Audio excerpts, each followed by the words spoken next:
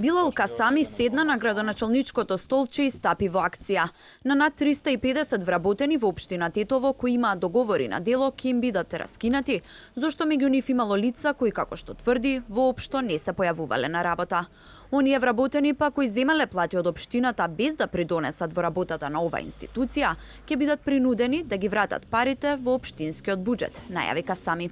Моје решение е да сите договори се прекинат и службите прават анализи дали тие договори се реализирани и дали плаќањата по тие договори се согласно закон.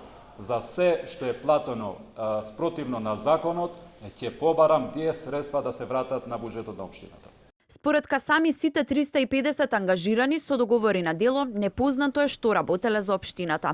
Рокот на договорите е до 31 декември, па тие кои досега се појавувале на работа, ќе продолжат да ги извршуваат обврските до нова година, а за оние кои не оделе на работа, ќе добијат посебен извештај од администрацијата.